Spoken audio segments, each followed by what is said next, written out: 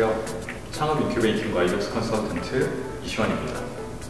시장조사 두 번째 시간인데요. 오늘은 외부 환경 분석이라는 주제를 가지고 한번 강의를 시작을 해보겠습니다. 실제 외부 환경이라고 하면 나를 기준으로 해서 바깥에 있는 여러 가지 요소들을 파악하고 분석하는 게 될 것 같은데 실증적인 사례를 가지고 한번 여러분들과 대화를 나눠보려고 합니다. 제가 프로젝트를 했었을 때 미국에서 프로젝트를 했었을 때 실제 유통을 하는 업체에서 외부 환경에 대해서 많이 알고 싶어 하셨어요. 왜 그랬냐면 그 환경의 변화를 빨리 감지해야 우리 역시 좀 살아남을 수 있지 않을까, 또는 포트폴리오, 우리가 가지고 있었던 프로파일이나 포트폴리오가 혹시 변화가 필요하지 않을까라고 해서 저희한테 우려를 했던 케이스를 가지고 저희가 외부 환경을 어떻게 분석했는지를 보여드리려고 합니다. 자, 차트를 보면서 설명을 드려보면 이 업체는 밑에서부터 위까지 또는 위에서부터 위까지 그리는 사람보다 틀리긴 하는데요. 저희는 위에 부분에 프로덕션, 밑에 부분에 유저를, 엔드 유저를 나누네요.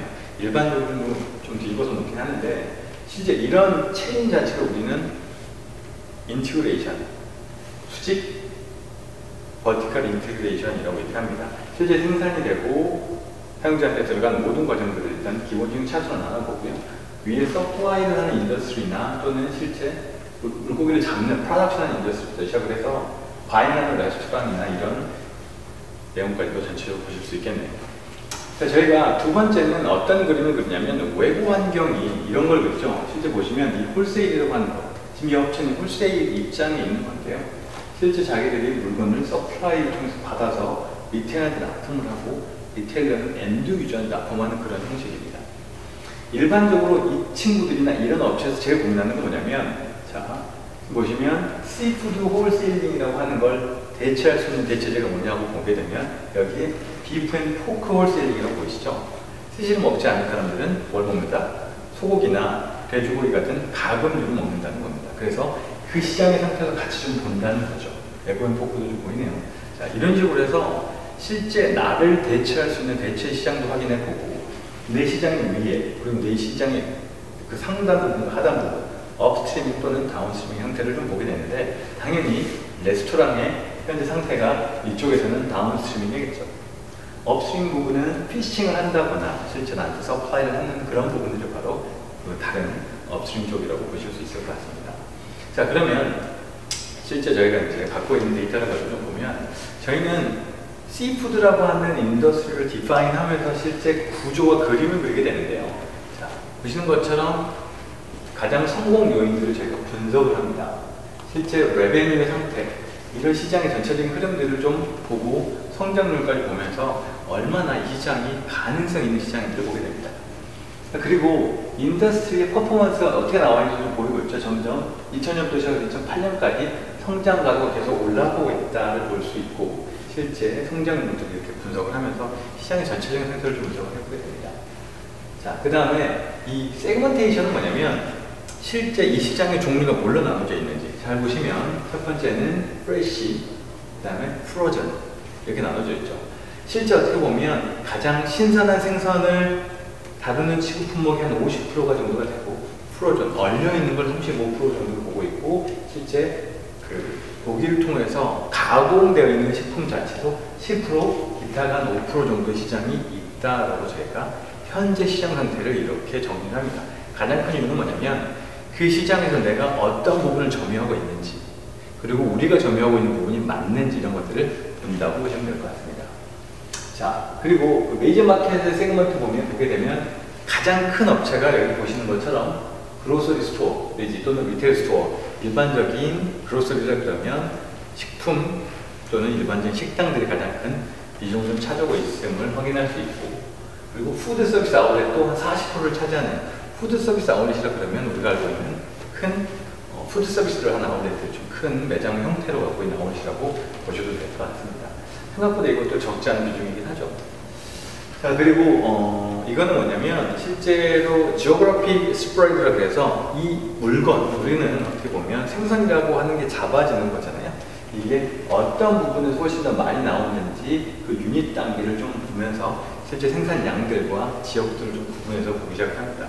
왜 그러냐면 이런 부분들은 내가 나중에 나한테 서플라이어를 찾을 때 상당히 도움이 되기 때문에 외부 시장의 형태를 이런 식으로 꼼꼼하게 분석을 하고 찾아놓는 겁니다. 자, 그 다음 시장을 보시게 되면 실제 인더스트리에 관련되어 있는 여러 가지 형태들도 쭉 볼 수 있고요. 마켓의 특징들도 좀 정리 좀 하는 게 있고, 이걸 좀 볼까요?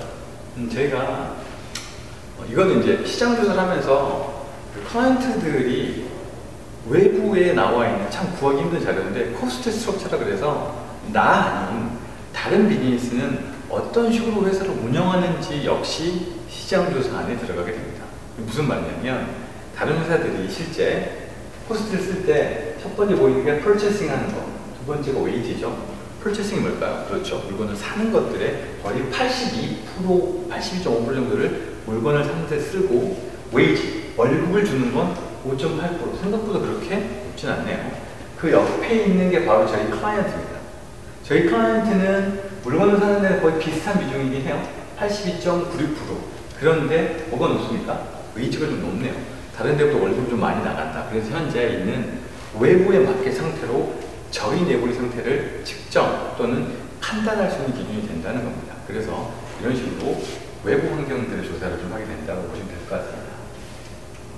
자, 이건 이제 키 팩터라고 해서 가장 중요하게 생각되는 키 드라이브가 뭔지, 그 다음에 성공의 팩터가 뭔지 이런 것들을 조사한 자료를 좀 볼 수 있습니다. 자, 그리고 메이저 플레이어라 그래서 내가 들어가 있는 시장에 누가 가장 리더인지, 메이저 플레이어들이 누구고 그 사람들이 몇 프로 정도를 차지하는지를 보는데요. 재밌는 건 이 스시 쪽 관련된 또는 이 생산교에 관련된 건 대부분들이 메이저 플레이어가 9% 이상을 넘지 않더라고요. 참 재밌는 현상이죠. 일반적으로 메이저 플레이어들이 약 일반적으로 30% 정도를 넘는 일반적인 시장으로 본다면 상당히 그렇게 한 큰 업체가 모든 걸 다 갖고 있지는 않는 것 같은 현상도 볼 수 있었습니다. 그만큼 여러 가지 형태들의 변화가 좀 많이 있다고 보시면 될 것 같습니다. 전체적인 인더스트리에 관련 나오는 것들을 좀 보실 수 있고요. 가능성과 여러 가지. 자, 여기는 보시면 업스트리밍 인더스트리라고 그래서 우리한테 물건을 납품해 주는 것 중에 실제 고기를 낚는 피싱하는 쪽의 상태들을 좀 분석을 해주는데요. 왜 그러냐면 결론은 물건이 있어야 우리 물건을 팔 수 있기 때문에 그 시장이 얼마나 성장하고 있는지 줄었는지를 봅니다. 재미있는 인사이트는 점점 시장이 어떻게 될까요? 이 그림을 나오면 여기 보시네요. 시장이 그렇게 안정적이진 않아요. 조금씩 떨어지고 있는 걸 볼 수 있었는데, 왜냐하면 전 세계적으로 잡히는 물고기의 양들이 점점 줄어들고 있는 게 사실입니다. 그러다 보면 어떤 생각을 할까요? 그렇죠. 우리한테 물건을 납품해주는 물고기 숫자가 줄어든다는 건 그 시장 자체가 계속적으로 성장을 할 수는 없겠다라는 생각도 할 수 있겠죠. 그만큼 외부 시장의 상태를 알아가는 것, 나한테 물건을 공급하는 업스트리밍 시장을 알아가는 것도 중요하겠죠. 그 다음에 보이는 게 바로 다운스트리밍 시장 또는 다운스트리밍 관련된 인더스트리 쪽인데요. 저희는 물건을 또는 스시를 납품을 하는 업체이기 때문에 우리한테 물건을 가져다 쓰는 식당들이나 여기서는 실제 씨푸드 관련된 프리퍼레이션 해주는 그런 업체들이네요. 그 다음에 아마 PC나 씨푸드 마켓에 관련된 부분들을 쭉 보실 수 있는데, 재밌는 인사이트는 얘네들은 어떻게 있습니까? 점점 성장을 하고 있다는 거죠. 재밌네요. 이쪽은 성장을 하고 있고 한쪽은 점점 줄어들고 있다는 건 뭘 얘기하냐면 앞으로 스시나 씨푸드 쪽에 가격대가 올라갈 거라는 겁니다. 공급과 수요가 좀 맞지 않고 있죠. 그러니까 그런 부분을 통해서 우리가 예측을 좀 할 수 있다고 보실 수 있습니다. 그 다음 그림은 실제 프로전에 관련된 홀세일링 또는 이런 부분들에 관련해서 정리했는데, 자, 이거는 대체할 수 있는 가금류, 닭이나 가금류 시장이 얼마나 성장하고 있는지 보이고 있는데, 그건 역시 왜 이 변화를 보냐면 이 변화를 알아야 왜 우리 사업이 아닌 다른 대체 사업으로서 얘네들이 어떤 시장을 형성하고 있는지 알아야 우리도 대체를 할 수 있기 때문이라고 보실 수 있습니다.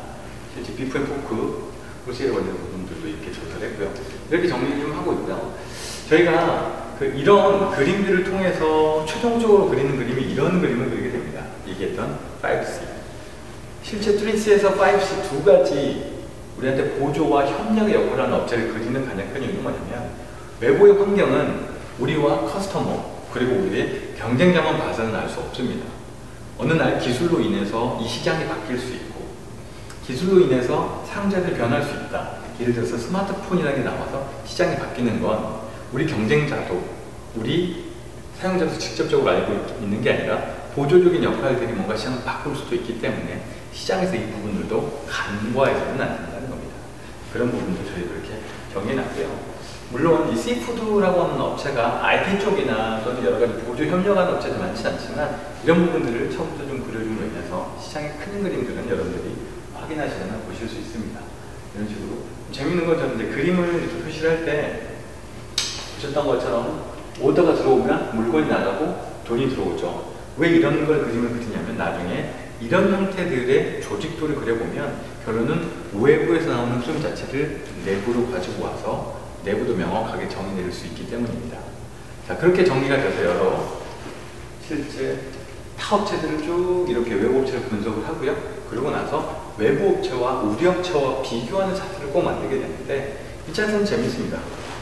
외부 업체가 갖고 있는 컨셉, 이거는 특정한 업체라서 좀 말하기는 그렇지만 우리가 생각하는 경쟁 업체를 어떻게 생각하는지 우리 내부의 직원들에게 들었던 의견들을 가지고 차트를 좀 만들었습니다. 외부 자료와 내부 자료를 합쳐놓은 상태인데 재밌는 건 뭐냐면 내부에 나의 경쟁자라고 생각하는 사람들의 컨셉, 내가 경쟁이라고 생각되는 업체가 나보다 가격이 우수하느냐 또는 질이 좋으냐라고 물어봤을 때 안에 있었던 직원과 사장이 하는 대답이 틀리더라는 거예요. 왜 그럴까요? 외부 시장의 변화를 정확하게 인지하지 못하고 있다는 거예요. 그래서 비즈니스에서 가장 중요한 건 이렇게 외부에 있는 환경의 변화를 지속적으로 모니터링하는 게 중요합니다. 리서치라고 하는 건 말 그대로 서치, 계속 서치를 반복하는 걸 우리가 리서치라고 한다면 시장 조사는 그냥 한 번에 끝내는 게 아니라 지속적이면서도 뭔가 끊임없이 계속 찾아내는 그런 과정이라고 보실 수 있습니다. 거기 비즈니스는 훨씬 더 중요하겠죠. 왜? 외부의 환경의 영향이나 외부의 환경의 변화를 이해하지 못하면 우리 역시 환경의 변화를 이해하지 못했기 때문에 도태될 수 있기 때문입니다. 이런 그림들을 가지고 저희들이 실제로 외부 환경들의 시장 조사를 하게 되고요. 그런 것들이 아마 여러분들이 지금 현재 하고 계시는 비즈니스 외부 시장 조사, 외부 환경 조사에 아마 큰 도움이 될 거라고 생각을 합니다. 그러면 다음 시간에 뵙겠습니다. 감사합니다.